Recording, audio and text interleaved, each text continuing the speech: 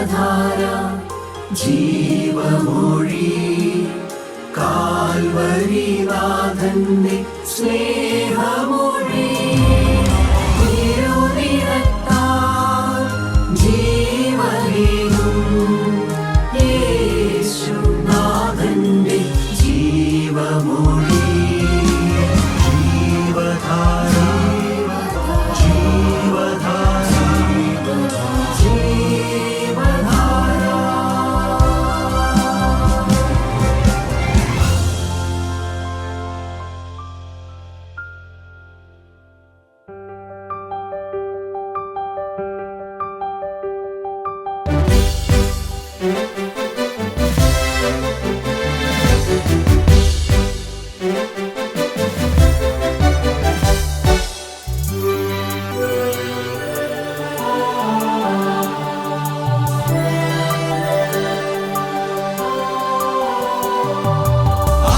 ആരാധിക്കുന്നു ഞങ്ങൾ നിൻ സന്നിധിയിൽ സ്തോത്രത്തോടെന്നും. ആരാധിക്കുന്നു ഞങ്ങൾ നിൻ സന്നിധിയിൽ നന്ദിയോടെന്നും. ആരാധിക്കുന്നു ഞങ്ങൾ നിൻ സന്നിധിയിൽ നന്മയോർത്തെന്നും. ആരാധിക്കാം യേശു കർത്താവിനെ. ആരാധിക്കുന്നു ഞങ്ങൾ നിൻ സന്നിധിയിൽ സ്തോത്രത്തോടെന്നും. ആരാധിക്കുന്നു ഞങ്ങൾ നിൻ സന്നിധിയിൽ നന്ദിയോടെന്നും. ആരാധിക്കുന്നു ഞങ്ങൾ നിൻ സന്നിധിയിൽ നന്മയോർത്തെന്നും. ആരാധിക്കാം യേശു കർത്താവിനെ.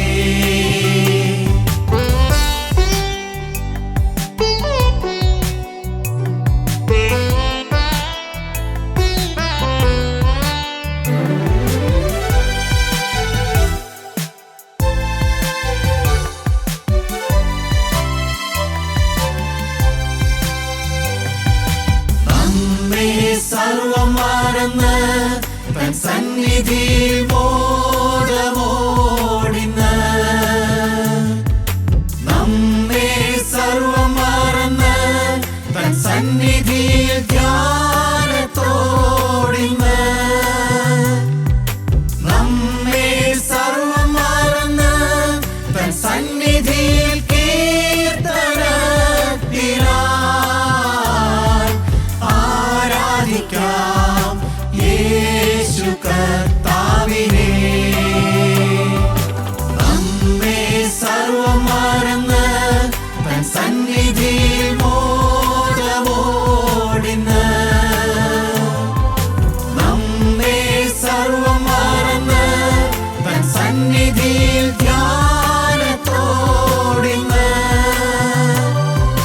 നമ്മെ സർവം മറന്ന് തൻ സന്നിധിയിൽ കീർത്തനത്തിനായി. ആരാധിക്കാം യേശു കർത്താവിനെ.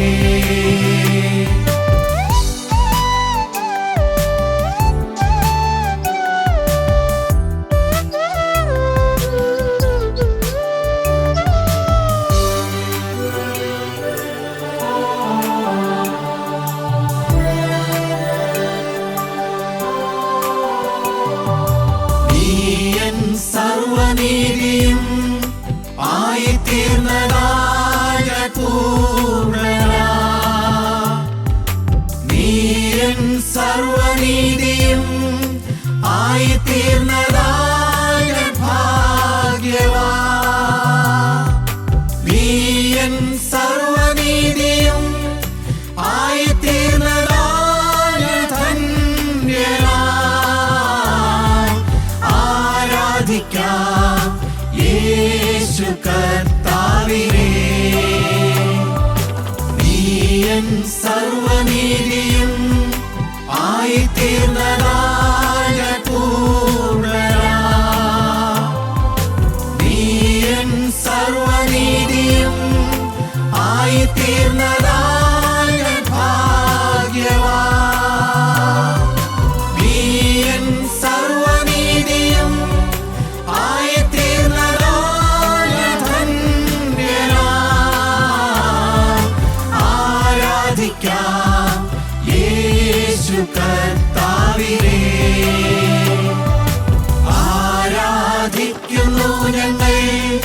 സന്നിധിയിൽ സ്തോത്രത്തോടെന്നും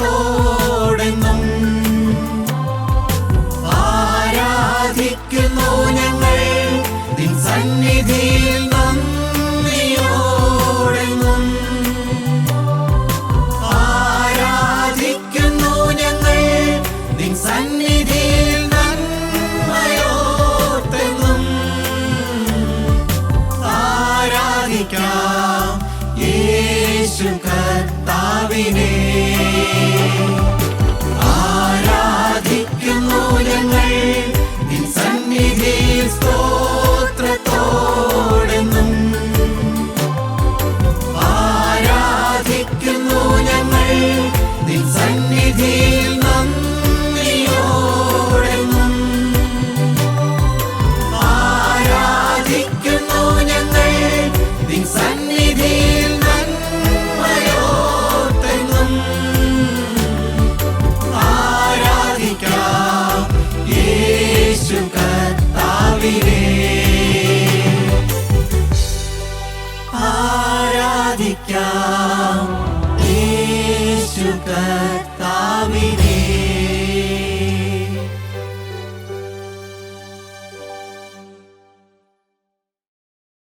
ത്രിയേക ദൈവത്തിന് സ്തുതി. കർത്താവിൻ്റെ പരിശുദ്ധ തിരുനാമം മഹത്വപ്പെടുമാറാകട്ടെ. കർത്താവിനാൽ അനുഗ്രഹിക്കപ്പെട്ടവരും ദൈവസ്നേഹത്താൽ ആകർഷിക്കപ്പെട്ടവരുമായ വിശ്വാസികളുടെ സമൂഹത്തിന് യേശുക്രിസ്തുവിൻ്റെ അതിപരിശുദ്ധമായ നാമത്തിൽ എൻ്റെ സ്നേഹവന്ദനം. തിമോത്തിയോസിന് എഴുതിയ 2-ാമത്തെ ലേഖനം 3-ാം അധ്യായം 12-ാമത്തെ വാക്യത്തിൽ നാം ഇപ്രകാരം വായിക്കുന്നു: ക്രിസ്തുയേശുവിൽ ഭക്തിയോടെ ജീവിപ്പാൻ മനസ്സുള്ളവർക്കെല്ലാം ഉപദ്രവമുണ്ടാകും.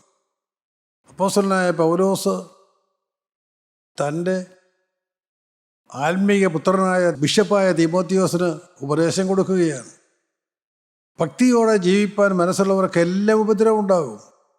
മുന്നറിയിപ്പ് കൊടുത്ത് തളരരുത്, നീ ഒരിക്കലും ഭാരപ്പെടരുത്, എതിർപ്പുണ്ടാകും. എഫേസ്യർ 6:12 നാം ഇങ്ങനെയാണ് വായിക്കുന്നത്: നമുക്ക് പോരാട്ടമുള്ളത് ജഡരക്തങ്ങളോടല്ല, വാഴ്ചകളോടും അധികാരങ്ങളോടും ഈ അന്ധകാരത്തിൻ്റെ ലോകാധിപതികളോടും സ്വർലോകങ്ങളിലെ ദുഷ്ടാത്മസേനയോടും അത്രേ. ആരാണ് നമ്മോട് പോരാടുന്നത്? അമ്മായിയും മരുമകളും തമ്മിൽ പോരാട്ടം കാണും, അപ്പനും മകനും തമ്മിൽ പോരാട്ടം കാണും, ഭാര്യയും ഭർത്താവും തമ്മിൽ കാണും.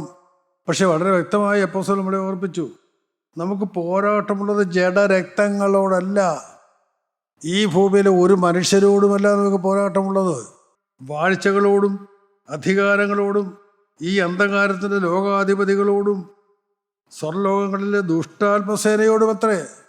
സ്വർലോകത്തിലെ ദുഷ്ടാത്മസേന, സാത്താന് വാഴ്ചകളുണ്ട്, സാത്താൻ അധികാരങ്ങളുണ്ട്, സാത്താൻ ഓരോ രാജ്യത്തും അവൻ്റെ പ്രതിനിധികളെ ആക്കിയിട്ടുണ്ട് തകർക്കാൻ, ഉപദ്രവിക്കാൻ.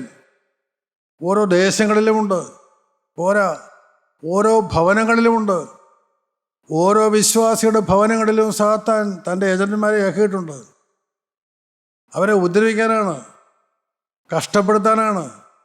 ഇത് നാം മറക്കരുത്. നമുക്ക് പോരാട്ടമുള്ളത് ജഡരക്തങ്ങളോടല്ല, വാഴ്ചകളോടും അധികാരങ്ങളോടും ഈ ലോകത്തിൻ്റെ അധിപതിയായ സാത്താൻ്റെ ഭരണ സംവിധാനത്തോടും നമുക്കെന്നും പോരാട്ടമുണ്ട്. അവൻ നമ്മളോട് എന്നും പോരാടിക്കൊണ്ടിരിക്കും. വളരെ വ്യക്തമായി അപ്പോസ്തലനായ പൗലോസ് ആ കാര്യം നമ്മെ ഓർപ്പിക്കുന്നുണ്ട്. യിരെമ്യാ പ്രവാചകന്റെ പുസ്തകം 15-ാം അധ്യായത്തിൻ്റെ 15-ാമത്തെ വാക്യത്തിൽ നാം ഇപ്രകാരമാണ് വായിക്കുന്നത്: യഹോവേ, നീ അറിയുന്നു, എന്നെ ഓർത്ത് സന്ദർശിക്കണമേ, എന്നെ ഉപദ്രവിക്കുന്നവരോട് പ്രതികാരം ചെയ്യണമേ, നിന്റെ ദീർഘക്ഷമയിൽ എന്നെ എടുത്തു കളയരുതേ, നിന്റെ നിമിത്തം ഞാൻ നിന്ന സഹിക്കുന്നു എന്നോർക്കണമേ. യിരെമ്യാവ് ഇസ്രായേൽ ജനം ദൈവത്തിൽ നിന്ന് ഏറ്റവും അകന്നുപോയ കാലത്ത് ദൈവം തിരഞ്ഞെടുത്ത പ്രവാചകനാണ്. ആ പ്രവാചകനെക്കുറിച്ച് പറയുന്നത് കരയുന്ന പ്രവാചകൻ എന്നാണ്. എന്തിനാണ് കരയുന്നത്? ഇസ്രായേൽ ജനത്തിൻ്റെ പാപാവസ്ഥ കണ്ട്, ദൈവത്തിൽ നിന്ന് അകന്ന് ജീവിക്കുന്നത് കണ്ട്, ദൈവ ഭയമില്ലാതെ ജീവിക്കുന്ന ദൈവജനത്തിൻ്റെ അവസ്ഥ കണ്ട് പ്രവാചകൻ കരയുകയാണ്. ഇവിടെ പ്രവാചകൻ പറയുകയാണ്: യഹോവേ, നീ അറിയുന്നു, എന്നെ ഓർത്ത് സന്ദർശിക്കണമേ, നീ എന്നെ തിരഞ്ഞെടുത്തതാണ്, ഈ ജനത്തെ ഉപദേശിപ്പാൻ നീ എന്നെ അയച്ചതാണ്, നീ എന്നെ ഒന്ന് ഓർക്കണമേ, നീ ഓർത്ത് എന്നെ സന്ദർശിക്കണമേ, എന്നെ ഉപദ്രവിക്കുന്നവരോട് പ്രതികാരം ചെയ്യണമേ, നിന്റെ ദീർഘക്ഷമയിൽ എന്നെ എടുത്തു കളയരുതേ, നിന്റെ നിമിത്തം ഞാൻ നിന്ന് സഹിക്കുന്നു എന്ന് ഓർക്കണമേ. അപമാനവും നിന്ദയും സഹിക്കുകയാണ്, ഉപദ്രവമേൽക്കുകയാണ് യിരെമ്യാ പ്രവാചകൻ. എൻ്റെ പ്രിയപ്പെട്ടവരെ, ആ തലമുറയിൽ അവിശ്വാസികളായ സമൂഹത്തിന് നേർവഴിക്കാക്കുവാൻ നിയമിക്കപ്പെട്ടവനായ യിരെമ്യാവ് കരഞ്ഞുകൊണ്ട് പ്രവചിച്ചിട്ടും മാനസാന്തരമില്ലാത്ത ഇസ്രായേൽ ജനം എന്നോട് കാണുന്നുണ്ട്. യിരെമ്യാ പ്രവാചകൻ്റെ പുസ്തകം തന്നെ 20-ാം അധ്യായത്തിൻ്റെ 2-ാമത്തെ വാക്യത്തിലും നാം ഇപ്രകാരമാണ് വായിക്കുന്നത്: പശൂർ പുരോഹിതൻ യിരെമ്യാ പ്രവാചകനെ അടിച്ചു, യഹോവയുടെ ആലയത്തിന് അരികെയുള്ള മേലത്തെ ബെന്യാമീൻ ഗോപുരത്തിങ്കൽ ആമത്തിലിട്ടു. പശൂർ പുരോഹിതൻ, ഔദ്യോഗികമായി രാജാവ് ഏൽപ്പിച്ചിരിക്കുന്നതായ അന്നത്തെ പുരോഹിതൻ, യഹോവയുടെ പുരോഹിതനല്ല, രാജാവിൻ്റെ പുരോഹിതൻ, ഔദ്യോഗികമായ പുരോഹിതൻ, രാജാവിൻ്റെ ശമ്പളം പറ്റുന്ന പുരോഹിതൻ, സത്യം പ്രവചിച്ച യിരെമ്യാ പ്രവാചകനെ പശൂർ പുരോഹിതൻ യിരെമ്യാ പ്രവാചകനെ അടിച്ചു. ഭയമില്ല, അധികാരമുണ്ട്. യിരെമ്യാവ് ആരാണ്? ഞാനല്ലേ ഇവിടെ ഔദ്യോഗികമായ പുരോഹിതൻ. യിരെമ്യാവ് ആരാണ്? ഇതാണ് ഭാവം. യിരെമ്യാ പ്രവാചകനെ അടിച്ചു, യഹോവയുടെ ആലയത്തിൻ്റെ അരികെയുള്ള മേലത്തെ ബെന്യാമീൻ ഗോപുരത്തിങ്കൽ ആമത്തിലിട്ടു. കരയുന്ന പ്രവാചകനായ യിരെമ്യാവിനെ ആമത്തിലിട്ടു. പ്രിയപ്പെട്ടവർ, എന്നാളും ശത്രുതയുണ്ട് ദൈവമക്കൾക്ക്. യിരെമ്യാ പ്രവാചകൻ്റെ പുസ്തകം തന്നെ 37-ാം അധ്യായം അതിൻ്റെ 15-ാമത്തെ വാക്യത്തിൽ ഞാൻ ഇപ്രകാരം വായിക്കുന്നു: പ്രഭുക്കന്മാർ യിരെമ്യാവെ അടിച്ചു, തടവിൽ വെച്ചു. ആ രാജ്യത്തെ പ്രഭുക്കന്മാർ അവരും യിരെമ്യാവിനെ അടിച്ചു. ദൈവത്തിൻ്റെ വചനം പ്രസ്താവിക്കുന്ന, സത്യവചനം മാത്രം പറയുന്ന യിരെമ്യാ പ്രവാചകനെ അവരടിച്ചു. മാത്രമല്ല, തടവിൽ വെച്ചു. ഈ സമൂഹം, പ്രിയപ്പെട്ടവർ, നമുക്ക് പോരാട്ടമുള്ളത് ജഡരക്തങ്ങളോടല്ല, മറന്നുപോകരുത്. സ്തോത്രം. നമ്മുടെ വീട്ടിലായിരിക്കും പോരാട്ടം, നമ്മുടെ സ്വന്തം അയലൊക്കത്തു നിന്നായിരിക്കും പോരാട്ടം, നമ്മുടെ ജോലി സ്ഥലത്തായിരിക്കും പോരാട്ടം, നമ്മുടെ ഓഫീസേഴ്സോ സബോർഡിനേഴ്സോ ആയിരിക്കും പോരാട്ടം. പക്ഷെ ഓർക്കുക, നമുക്ക് പോരാട്ടമുള്ള ജഡരക്തങ്ങളോടല്ല. ഈ പിശാചിന് ആരിലെല്ലാം സ്വാധീനമുണ്ടോ അവരിലെല്ലാം കടന്നു കയറി ആ പിശാച് നമ്മളോട് പോരാടും. ഒരു വിശ്വാസിയെ ഒരടി പോലും മുന്നോട്ട് പോകാതെ പോരാടും. സ്തോത്രം. ദൈവമക്കളെ, ചടങ്ങുകൾ ആചരിക്കുന്നതിന് അവനൊരു വിഷമവും ഇല്ല, ഒരു പ്രയാസവും ഇല്ല. നീ ഇഷ്ടം പോലെ ആചരിച്ചോ. നീ കാണാതെ പഠിച്ച പ്രാർത്ഥന നീ ഉരുവിട്ടോ. നീ കൂട്ടായ്മയ്ക്ക് പൊക്കോ. ചടങ്ങുകളും ആചരണവും എല്ലാം നടത്തിക്കോ. ആത്മീകമാണെന്ന് ധരിച്ചുകൊണ്ട് നീ എന്ത് വേണമെങ്കിലും ചെയ്തു. പക്ഷേ ദൈവമായുള്ള ബന്ധനെ സ്ഥാപിച്ചേക്കരുത്. നീ മാനസാന്തരത്തിലേക്ക് വരരുത്, ഒരു അനുതാപത്തിലേക്ക് പോകരുത്. ഇതാണ് നിർബന്ധമാണ്. അതിനുവേണ്ടി പ്രഭുക്കന്മാർ അവർ യിരെമ്യാവെ അടിച്ചു, തടവിൽ വെച്ചു. പ്രിയപ്പെട്ടവർ, ഒരു ഇഞ്ച് അവൻ മുന്നോട്ട് വിടുകയില്ല. പറയട്ടെ, ദേവാലയത്തിൽ പോയി പ്രാർത്ഥിക്കുന്നവന് മടിയുണ്ടോ? അവൻ ആരെങ്കിലും തടയുമോ? ഇല്ല, തടയില്ല. കൂട്ടമായി എല്ലാവർക്കും പോവാം. പക്ഷേ ആരാധന എന്ന് പറഞ്ഞ് പോകുന്നത് എങ്ങോട്ട്, എന്തിനെന്നറിയുന്നുണ്ടോ? ലഗിയോൻ ഭാരിച്ചതായ 2000 പന്നിക്കൂട്ടങ്ങൾ കടും തൂക്കത്തോടെ കടലിലേക്ക് പാഞ്ഞു പോയതുപോലെ എങ്ങോട്ട് പോകുന്നുവെന്ന് അറിയാതെ പോവുകയാണ്. നിത്യനാശത്തിലേക്ക് പോവുകയാണ്, തിരിച്ചറിയുന്നില്ല. എൻ്റെ ദൈവവേദിലേ, എനിക്കെൻ്റെ ദൈവത്തോടെ എൻ്റെ ഹൃദയം പകരണം. എനിക്ക് ദൈവസ്ഥനിലേക്ക് ചെല്ലണം. നീ ഒന്ന് മുട്ടുമേലിരുന്നേ. നീ നിൻ്റെ പ്രാർത്ഥന മുറിയിൽ മറ്റാരും അറിയാതെ നീ ഒന്ന് മുട്ടുമേലിരുന്നേ. നീ ദൈവസ്ഥനിലേക്കൊന്ന് ചെല്ലാൻ നോക്കിക്കേ. ശത്രു നിന്നെ തടഞ്ഞുകൊണ്ടിരിക്കും. നീ ദൈവത്തോടെടുക്കാറ് വണ്ണം, ദൈവസ്ഥനിൽ നീ ഹൃദയം തുറക്കാറ് വണ്ണം ശത്രു നിന്നോട് പോരാടിക്കോ. അതാണ് പോരാട്ടം, അതാണ് യുദ്ധം. വിശ്വാസികളായ പിതാക്കന്മാർ, ഓരോ വിശ്വാസിയും പോരാടുന്നത് ശത്രുവിനോടാണ്. സത്യദൈവത്തെങ്കിലേക്ക് ഹൃദയം തുറക്കുന്നതിനുള്ള പോരാട്ടം, അവിടെയാണ് അവൻ ജയിക്കേണ്ടത്. ജയിച്ച പിതാക്കന്മാരുണ്ട്. അതിനെയാണ് പ്രാരംഭത്തിലെ അപ്പോസ്തലനായ പൗലോസ് പറയുന്നത്. വിശ്വാസിയുടെ ഒരു സമൂഹം നമുക്ക് ചുറ്റും നിൽക്കുന്നത് കൊണ്ട് സകല ഭാരവും മുറുകെ പറ്റുന്നതാകുമ്പോട്ട് ഓടുക, ദൈവസ്ഥനിലേക്ക് ഓടുക. പോരാടി ജയിച്ച ഒരു വിശ്വാസ സമൂഹം നമുക്ക് ചുറ്റുമുണ്ട്. എബ്രായ ലേഖനം 14-ാം അധ്യായം വിശ്വാസികളുടെ പട്ടികയാണ്. അവർ നമുക്ക് ചുറ്റും നമ്മളെ പ്രോത്സാഹിപ്പിക്കുന്നുണ്ട്. അവർ പറയും, ആവശ്യക്കാർക്ക് ആശ്രയവും ഭക്തന്മാർക്ക് അനുഗാമിയുമായും കർത്താവിൻ നാമം സൈന്യം. ആവശ്യക്കാർക്ക് അവൻ ആശ്രയമാണ്, അനുഗമിക്കാൻ കൊള്ളാവുന്നവർക്ക് അവൻ നല്ലവനാണ്, അവനെ നിങ്ങൾ അനുഗമിച്ചോ, നിങ്ങൾ ആശ്രയിച്ചോ, നിങ്ങളോട് പ്രാർത്ഥിച്ചോ, അവൻ നിങ്ങളെ വഴി നടത്തിക്കൊള്ളും. ജയത്തോടെ നിങ്ങൾക്ക് നടക്കാം. നമുക്ക് വീണ്ടും വായിക്കാം യിരെമ്യാ പ്രവാചകന്റെ പുസ്തകം 38-ാം അധ്യായത്തിൻ്റെ 6-ാം വാക്യം. അവിടെ നാം ഇങ്ങനെയാണ് വായിക്കുന്നത്: അവർ യിരെമ്യാവെ പിടിച്ച് കയറുകൊണ്ട് ഒരു കുഴിയിറക്കി, കുഴിയിൽ ചെളിയല്ലാതെ വെള്ളമില്ലായിരുന്നു. അന്നത്തെ ജനം അവർക്ക് ഉപദേശിച്ചു കൊടുക്കുന്നവനായ യിരെമ്യാവിന്, ദൈവത്തിൻ്റെ വചനം മാത്രം പറഞ്ഞു കൊടുത്ത് നേർപാറയിൽ നടത്തുന്ന യിരെമ്യാവിനെ അവരെന്ത് ചെയ്തു?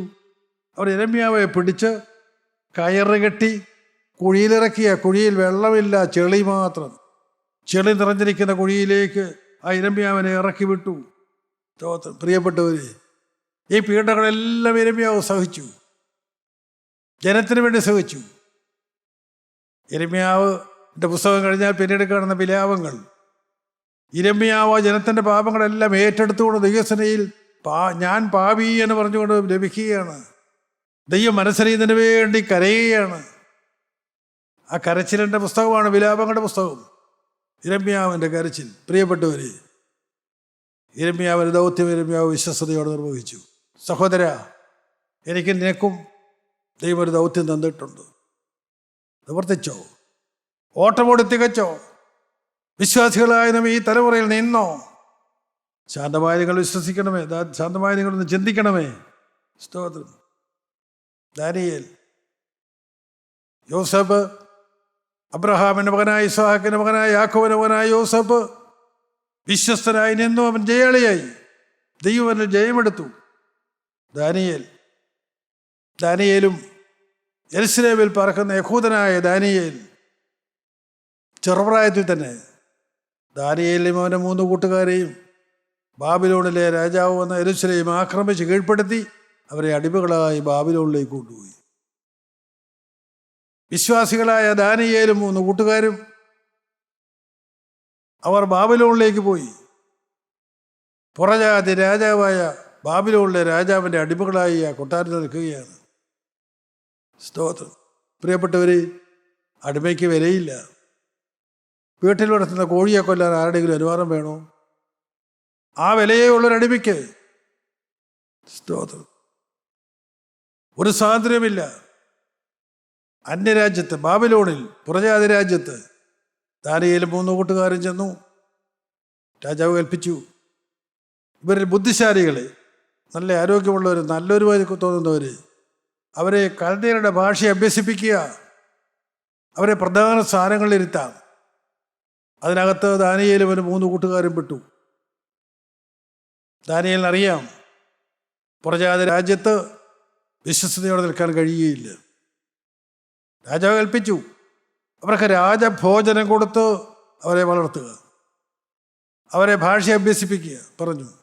ദാനിയേലിന്റെ പുസ്തകം 1-ാം അധ്യായം 8-ാമത്തെ വാക്യത്തിൽ, രാജാവിൻ്റെ ഭോജനം കൊണ്ടും അവൻ കുടിക്കുന്ന വീഞ്ഞു കൊണ്ടും തന്നെത്താൻ അശുദ്ധമാക്കുകയില്ലെന്ന് ദാനിയേൽ ഹൃദയത്തിൽ നിശ്ചയിച്ചു. ഒരു മനുഷ്യരോട് പറഞ്ഞില്ല. പുറജാതി രാജ്യത്ത് ആ അധികാരമുള്ള ബാബേൽ രാജാവിൻ്റെ അടിമയായിരിക്കുന്ന കാലത്ത് ദാനിയേൽ ഹൃദയത്തിൽ നിശ്ചയിച്ചു, ഹൃദയം കാണുന്നവനായ ദൈവം, ഹൃദയം അറിയുന്നവനായ ദൈവം കാണുക. അവനൊരു കാര്യം തീരുമാനിച്ചു. എന്താണ് ദാനിയേലിന്റെ തീരുമാനം? രാജാവിൻ്റെ ഭോജനം കൊണ്ടോ അവൻ കുടിക്കുന്ന വീഞ്ഞു കൊണ്ടോ ഞാൻ തന്നെത്താൻ അശുദ്ധനാക്കുകയില്ല. പുറജാതി രാജാവായ നെബൂഖദ്നേസറിന്റെ വിരുന്നിൽ പന്നിമാംസമുണ്ടോ? യഹൂദനായ ദാനിയേൽ നിഷിദ്ധമാണ്. പുറജാതി രാജാവിൻ്റെ വിരുന്നിൻ്റെ കൂടെ കുടിക്കുന്നത് വീഞ്ഞാണ്. ദാനിയേൽ ഒരു ദൃഢനിശ്ചയമുണ്ട്, ഞാൻ വീഞ്ഞ് തൊടുകയില്ല. ദാനിയേൽ ദൈവസന്നിധിയിൽ ഹൃദയത്തിൽ തീരുമാനിച്ചു, രാജാവിൻ്റെ ഭോജനം കൊണ്ടോ രാജാവിൻ്റെ വീഞ്ഞ് കൊണ്ടോ ഞാൻ എന്നെ തന്നെ അശുദ്ധനാക്കുകയില്ല. സഹോദരങ്ങളെ, മ്ലേച്ഛത നടമാടുന്ന ഈ സമൂഹത്തിൽ, തിന്മയിലേക്ക് ചാഞ്ഞുകൊണ്ടിരിക്കുന്ന സമൂഹ മധ്യത്തിൽ ദാനിയേലിനെ പോലെ ഒരു തീരുമാനമെടുക്കാൻ ആരെങ്കിലും ഉണ്ടോ? അതുതന്നെയാണ് അപ്പോസ്തലനായ പൗലോസ് എബ്രായ ലേഖനത്തിൽ അവിടെയുള്ള പൊതുവിലുള്ള വിശ്വാസികളോട് ചോദിക്കുന്നത്. എബ്രായർ 12:4, പാപത്തോട് പോരാടുന്നത് നിങ്ങൾ ഇതുവരെ പ്രാണത്യാഗത്തോട് എതിർത്ത് നിന്നിട്ടില്ല. സഹോദര, പാപജീവിതത്തിൽ വരരുത് എന്നുള്ള നിർബന്ധത്തിനെ കൊണ്ട് മരിക്കേണ്ട വന്നാലും ഞാനൊരു പാപത്തിലേക്ക് പോവുകയില്ല എന്ന് ഒരു നിർബന്ധം നിനക്ക് വന്നിട്ടുണ്ടോ? തീരുമാനം നീ എടുത്തിട്ടുണ്ടോ? സ്തോത്രം. അവനാണ് വിശ്വാസി.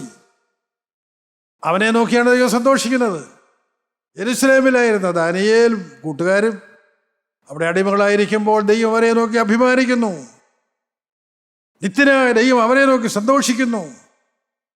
ദാനിയേലിന്റെ തീരുമാനം, രാജഭോജനം കൊണ്ടോ രാജാവിൻ്റെ വീഞ്ഞ് കൊണ്ടോ ഞാൻ എന്നെ തന്നെ അശുദ്ധനാക്കുകയില്ല. ഇങ്ങനെ തീരുമാനിക്കുന്ന എത്ര പേര് സമൂഹത്തിലുണ്ട്? ക്രൈസ്തവ സമൂഹത്തിലുണ്ട്. ഒന്ന് ശാന്തമായി ചിന്തിക്കാമോ? അന്ധകാരത്തെ കുറ്റം പറയാനല്ല, പക്ഷെ അന്ധകാരത്തിൻ്റെ മധ്യത്തിൽ ഒരു കൈത്തിരിയായി നിൽക്കാമോ സഹോദര? നിനക്ക് നിത്യനാശത്തിലേക്ക് ഒഴുകിക്കൊണ്ടിരിക്കുന്ന ഈ സമൂഹത്തിൻ്റെ മധ്യത്തിൽ ഞാനൊരു കൈത്തിരിയായി നിൽക്കും. തീരുമാനിക്കാമോ? നിന്നെ ഉള്ളകരങ്ങൾ വഹിക്കാനൊരു ദൈവമുണ്ട്.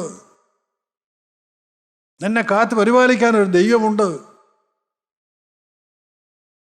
നീ വിശ്വസിക്കുക പ്രിയപ്പെട്ടവരെ. സ്തോത്രം. ദാനിയേൽ തീരുമാനമെടുത്തു. ദാനിയേലിന് എന്തുണ്ടായി? ദാനിയേൽ പ്രവാചകന്റെ പുസ്തകം 3-ാം അധ്യായം 20-ാമത്തെ വാക്യത്തിൽ കാണാം. നെബൂഖദ്നേസർ രാജാവ് ശദ്രക്കിനെയും മേശക്കിനെയും അബേദ്നെഗോവയെയും ബന്ധിച്ചെരിയുന്ന തീച്ചൂളയിലിട്ടു.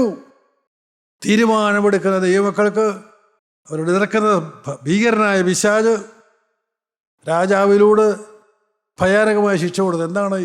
എരിയുന്ന തീച്ചൂളയിൽ ദാനിയേലിന്റെ മൂന്ന് കൂട്ടുകാരെ വിട്ടു. അവർ പറഞ്ഞിട്ടോ, ഞങ്ങളുടെ ദൈവത്തിന് ഈ എരിയുന്ന തീച്ചൂളയിൽ നിന്നും ഈ രാജാവിൻ്റെ കയ്യിൽ നിന്ന് വിടുവിക്കാൻ ശക്തിയുണ്ട്. നിങ്ങൾക്കറിയാം. ആവശ്യമാണെങ്കിൽ ദൈവം വിടുവിക്കും. അല്ല, വിടുവിച്ചില്ലെങ്കിലും ഈ തീച്ചൂളയിൽ ഞങ്ങൾ വെന്ത് മരിച്ചാലും ജീവനത്തെ ഞങ്ങൾ തള്ളിപ്പറയുകയില്ല. എന്തോ ഒരു പ്രാഗൽഭ്യം! എൻ്റെ ദൈവമേ, അശുദ്ധിയുടെ മധ്യത്തിൽ, തിന്മയുടെ മധ്യത്തിൽ, ഈ ലോകത്തിലെ മ്ലേച്ഛതയുടെ മധ്യത്തിൽ ഒന്ന് വിശ്വസതയോടെ നിൽക്കാൻ എത്ര പേരുണ്ട് പ്രിയപ്പെട്ടവര്? സ്തോത്രം. ദാനിയേലിന്റെ പുസ്തകം 6-ാം അധ്യായം 16-ാം വാക്യത്തിലേക്ക് വരുമ്പോൾ നമുക്ക് കാണാം. രാജാവിന്റെ കൽപ്പനയാൽ ദാനിയേലിനെ സിംഹങ്ങളുടെ ഗുഹയിലിട്ട് കളഞ്ഞു. ദാനിയേലിന്റെ ഉയർച്ചയിൽ അസൂയാലുക്കളായ മറ്റ് മേലുദ്യോഗസ്ഥന്മാർ ഈ ദാനിയേലിനെ കുടുക്കാൻ അവർ പദ്ധതി തയ്യാറാക്കി. രാജാവിനെ പിടികിട്ടിയില്ല. രാജാവിന്റെ ബിംബത്തെ അല്ലാതെ മറ്റൊന്നിനെയും ആരാധിക്കരുതേ എന്ന് രാജാവ് കൽപ്പന പ്രകടിപ്പിച്ചു. അങ്ങനെ ആ കൽപ്പന ആരെങ്കിലും ലംഘിച്ചാൽ സിംഹങ്ങളുടെ ഗുഹയിൽ ഇട്ട് കളയുമെന്ന് കൽപ്പനയിൽ എഴുതിച്ചു. രാജാവ് അതിൽ ഒപ്പുവെച്ച് മുദ്രാമോതിരം കൊണ്ട് മുദ്രയിട്ടു. ദൈവത്തോട് ഒപ്പണ ചെയ്തവനായ ദാനിയേൽ അവൻ മറ്റാരെയും ആരാധിക്കാൻ പോയില്ല. അവൻ സത്യദൈവത്തെ ആരാധിച്ചു. അവൻ്റെ വീട്ടിലെ വാളിയമുള്ളിൽ ചെന്ന് വാതിൽ തുറന്നിട്ട് യെരൂശലേമിന്റെ കിളിവാതിൽ തുറന്നവൻ ദൈവത്തോട് പ്രാർത്ഥിച്ചു. അത് ഉറ്റുനോക്കിക്കൊണ്ടിരിക്കുകയായിരുന്നു ശത്രുക്കൾ. ദൈവത്തെ ആരാധിക്കുന്നതിൽ ഭയമില്ലാത്ത ദാനിയേൽ വിശ്വസതയോടെ ദൈവത്തെ ആരാധിച്ചു. ശത്രുക്കൾ രാജാവോട് പറഞ്ഞു, രാജാവേ, കൽപ്പന ലംഘിച്ചിരിക്കുന്നു. കൽപ്പന ലംഘിക്കുന്നവര് സിംഹങ്ങളുടെ ഗുഹയിലിടുമെന്ന് നമ്മുടെ കൽപ്പന മറന്നു പോകരുത്. രാജാവിനെ എഴുതി കൊടുത്ത കൽപ്പനയാണ്. രാജാവ് മുദ്രബോധനം കൊണ്ട് മുദ്രയിട്ട കൽപ്പനയാണ്. രാജാവിന് ആ വാക്ക് പാലിക്കാതിരിക്കാൻ നിവൃത്തിയില്ല. അവസാനം രാജാവ് കൽപ്പിച്ചു, ദാനിയേലിനെ പിടിച്ച് സിംഹങ്ങളുടെ ഗുഹയിൽ ഇട്ട് കളഞ്ഞു. സ്തോത്രം. സിംഹങ്ങളുടെ ഗുഹയിലിട്ടാലും എൻ്റെ ജീവിതത്തിൽ ഒരു പാപം വരാൻ ഞാൻ സമ്മതിക്കയില്ല എന്ന് ദാനിയേൽ നിർബന്ധമുണ്ടായിരുന്നു. എൻ്റെ ദൈവമേ, ആ ദാനിയേൽ ഇന്ന് വിശ്വാസത്തോടെ ജീവിക്കുന്നുണ്ട്. നമ്മളെ ഓരോരുത്തരെയും കാണുന്നുണ്ട്. ആ ദാനിയേലിനെ അനുഗമിപ്പാൻ വേണ്ട, ദാനിയേലിന്റെ വിശ്വാസം അനുഗമിക്കാൻ കർത്താവായ യേശു ക്രിസ്തു ഒരു ആശ്വാസപുത്രനായി, ഒരു ആശ്വാസപുത്രിയായി തലമുറയിൽ നിൽക്കാൻ ആരുണ്ട് പ്രിയപ്പെട്ടവരെ? സ്തോത്രം. ദൈവത്തിൻ്റെ സ്തോത്രം.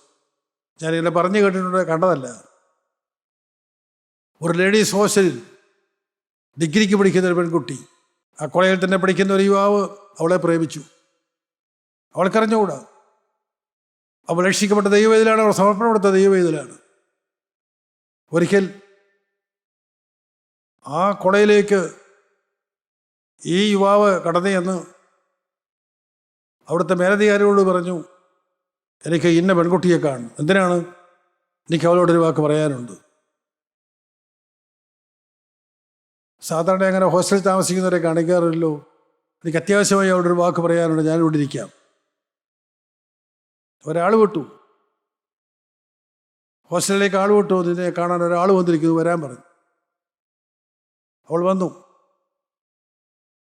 ആ കോളേജിൽ തന്നെ പഠിക്കുന്നൊരു യുവാവാണ്. ആ പെൺകുട്ടി വന്നിട്ടുണ്ട്, നിങ്ങൾക്ക് എന്താ പറയാനുള്ളത് പറഞ്ഞോ?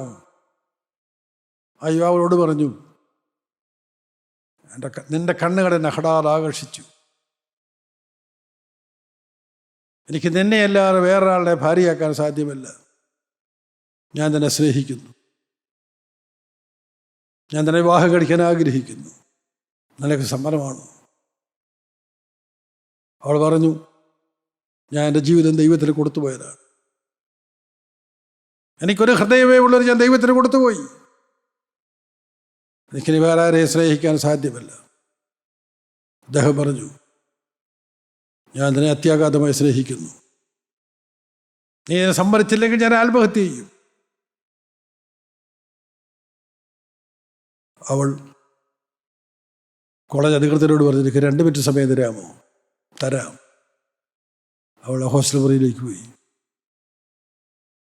അവളുടെ കർച്ചീഫ് എടുത്ത് മേശപ്പുറത്ത് വെച്ചു. അവളുടെ 2 കൈകളും കണ്ണുകളിലേക്ക് തള്ളിക്കയറ്റി വിരലുകൾ കയറ്റി ആ 2 കണ്ണുകളും പറിച്ചെടുത്ത് കർച്ചീഫിൽ വെച്ചു. ചുരുട്ടി കയ്യിൽ പിടിച്ചുകൊണ്ട് തപ്പിത്തടഞ്ഞ ആ മുറിയിലേക്ക് അവൾ പറഞ്ഞു, നിങ്ങൾക്ക് വേണ്ടത് എൻ്റെ കണ്ണുകളാണ്, നിങ്ങളെ ആകർഷിച്ചത് എൻ്റെ കണ്ണുകളാണ്.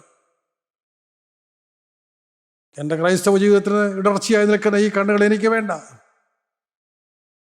എൻ്റെ വലം കണ്ട് നിനക്ക് ഇടർച്ച വരുത്തുന്നെങ്കിൽ അതിനെ എടുത്ത് എറിഞ്ഞു കളയുവാൻ എന്നാണ് ദൈവത്തിൻ്റെ വചനം. നിങ്ങൾ കണ്ണ് കൊണ്ടുവെക്കോ, നിങ്ങൾക്ക് ഇതല്ലേ വേണ്ടത്? പറഞ്ഞു കേട്ടതാണ്, ഞാൻ കണ്ടതല്ല. എൻ്റെ പ്രിയപ്പെട്ടവർ, വിശ്വാസവീരന്മാർ ഈ സമൂഹത്തിൽ ഉണ്ടാകേണ്ടിയിരിക്കുന്നു. സ്തോത്രം. കർത്താവിന് ആശ്വാസം കൊടുക്കുന്ന ദൈവമക്കൾ ഈ തലമുറയിൽ ഉണ്ടാകേണ്ടിയിരിക്കുന്നു. തീരുമാനിക്കാം, സമർപ്പിക്കാമോ? ദൈവത്തോടൊരു വാക്ക് പറയാമോ? സ്തോത്രം. പ്രിയപ്പെട്ടവര്, ദാനിയേൽ ജയാളിയോ ഇനി മരിക്കേണ്ട വന്നാലും പാപത്തിലേക്കില്ല എന്ന തീരുമാനത്തോട് സിംഹക്കുടിയിലേക്ക് എറിയപ്പെട്ട ദാനിയേലിനെ കാക്കാൻ ഒരു ദൈവമുണ്ട്. ഹല്ലേലൂയ, സ്തോത്രം. പിറ്റേ പ്രഭാതത്തിൽ രാജാവ് സിംഹക്കുടിയുടെ അഴിയിൽ വന്നിട്ട് വിളിച്ചു, ദാനിയേലേ, നിന്റെ ദൈവത്തിൻ്റെ രക്ഷിപ്പാൻ ശക്തനായോ? സ്തോത്രം. ദാനിയേൽ മറുപടി പറഞ്ഞു, രാജാവേ, എൻ്റെ ദൈവം എന്നെ കാത്തിരിക്കുന്നു. എൻ്റെ ദൈവം തൻ്റെ ദൂതനെ അയച്ച സിംഹത്തിൻ്റെ വായെ അടച്ചു കളഞ്ഞു. സ്തോത്രം. ദൈവം ഇതിലേ ആ ദൈവം ജീവിക്കുന്നു. ദാനിയേലിന്റെ ദൈവം ജീവിക്കുന്നു. ആ ദൈവത്തിൻ്റെ ഹൃദയത്തിൻ്റെ വാതിൽക്കൽ നിൽക്കുന്നു. ഞാൻ വാതിൽക്കൽ നിന്ന് മുട്ടുന്നു. ആരെങ്കിലും എൻ്റെ ശബ്ദം കേട്ട് വാതിൽ തുറന്നാൽ ഞാൻ അകത്ത് കിടന്ന് ഞാൻ അവനോടും കൂടെ എത്താഴം കഴിക്കുമെന്ന് വാക്ക് പറഞ്ഞവനായ ദൈവം ഈ അന്ത്യകാല സഭയുടെ ഹൃദയത്തിൻ്റെ വാതിൽക്കൽ നിന്നുകൊണ്ട് വിളിക്കുന്നവനായ കർത്താവായ യേശുക്രിസ്തു എന്നെയും നിന്നെയും വിളിക്കുന്നു. സഹോദര, ഇപ്പോൾ ഹൃദയം നിനക്ക് തുറക്കാമോ? നിന്നെ ജീവിതത്തിൻ്റെ കർത്താവിന് വിട്ടുകൊടുക്കാമോ? ഇപ്പോൾ നിന്റെ കർത്താവിനോടൊരു വാക്ക് പറയാമോ? കർത്താവ് പറയും, മോനെ, നീ ഏതെല്ലാം തെറ്റിയതോ ഞാൻ നിന്നെ നോക്കുന്നില്ല. അറിയായ വിടകാലങ്ങളെ ഞാൻ ലക്ഷ്യമാക്കാറ്. ഇപ്പോൾ എല്ലായിടത്തും എല്ലാവരും മാനസാന്തരപ്പെടണമെന്ന് മനുഷ്യരോട് കൽപ്പിക്കുന്നു. അതേ എനിക്ക് ആഗ്രഹമുള്ളൂ. നീ എവിടെയെല്ലാം വീണോ എനിക്കത് വിഷയമല്ല. എന്നാൽ ഇപ്പോൾ നീ തിരിയുമോ? നീ യേശുവിൻ്റെ ഹൃദയത്തിലേക്ക് സ്വീകരിക്കുമോ? ഇന്നു മുതൽ പുതിയ ദൈവത്തിനായി ജീവിക്കാൻ തീരുമാനിക്കുമോ? പാപത്തെ നീ വെറുത്തുപേക്ഷിക്കുമോ? അവനെ സ്വീകരിക്കുന്നവനായ ദൈവം, സ്തോത്രം. പാപത്തെ വെറുക്കുകയും പാപിയെ സ്നേഹിക്കുകയും ചെയ്യുന്നവനായ കർത്താവ് എൻ്റെ ഹൃദയത്തിൻ്റെ വാതിൽക്കൽ നിന്നുകൊണ്ട് നിന്നെ വിളിക്കുന്നു. അവൻ നിന്നെ അറിയാം, നിന്റെ ബലഹീനത അറിയാം, നിന്റെ ഓനപ്പേരറിയാം, നിന്റെ ഭാവി അറിയാം, നിന്റെ സകലമായ കാര്യങ്ങൾ വിശദമായി അറിയുന്നവൻ അവൻ നിന്നെ വിളിക്കുന്നു. നീ എൻ്റെ ശബ്ദം കേട്ട് എൻ്റെ രീതിയിലേക്ക് വരുമോ? ജീവിതം എനിക്കായി സമർപ്പിക്കുമോ? ആരെല്ലാം തീരുമാനിക്കുന്നു? നമുക്ക് നമ്മെ തന്നെ താഴ്ത്താം, നമ്മുടെ ഹൃദയങ്ങളെ തുറക്കാം. കർത്താവിനോടൊരു വാക്ക് പറയാം, കർത്താവേ, ഇതുവരെയും വന്നതെല്ലാം നീ ക്ഷമിച്ചു തരുമെങ്കിൽ. വന്നതെല്ലാം വന്നുപോയി കർത്താവേ, എല്ലാം വന്നുപോയി. ഇനി മനസ്സറിഞ്ഞൊരു പാപത്തിലേക്ക് മാറി ഞാൻ എന്തുകൊള്ളാം? മനസ്സലിയണമേ, കരുണ കാണിക്കണമേ. കർത്താവേ, തിരുരക്തത്താൽ ഞങ്ങളെ കഴുകണമേ. സമർപ്പിച്ച ഓരോ ദൈവമക്കളെയും അവിടെ അനുഗ്രഹിക്കണമേ. തിരുരക്തത്തിൻ്റെ മുദ്ര ഞങ്ങളുടെ മേൽ തെളിച്ചു തരണമേ. ശത്രുവിനെ മത്സിച്ചകറ്റണമേ. അധികാരമുള്ള ദൈവത്ര അവിടുന്ന് അധികാരത്തോടെ ഹൃദയങ്ങളിലേക്ക് ഇറങ്ങി വന്ന് അവിടുന്ന് ഞങ്ങളുടെ കർത്താവും രക്ഷിതാവും വീണ്ടെടുപ്പുകാരനുമായ ഞങ്ങളുടെ ഹൃദയങ്ങൾ വസിച്ച് ഭരിക്കണമേ, നടത്തണമേ, ഞങ്ങളെ നയിക്കണമേ. രണ്ടാമത്തെ വരവിനായി ഞങ്ങളെ എല്ലാവരെയും ഒരുക്കണമേ. ആരവും മുഖത്തോട് എടുക്കണമേ. ആളാം പ്രതി അനുഗ്രഹിക്കണമേ. രണ്ടാമത്തെ വരവിനായി ഒരുക്കണമേ. യേശുക്രിസ്തുവിന്റെ അതിപരിശുദ്ധമായ നാമത്തിൽ പ്രാർത്ഥിക്കുന്ന കൃപയോടെ കേൾക്കണം പിതാവേ. ആമേൻ.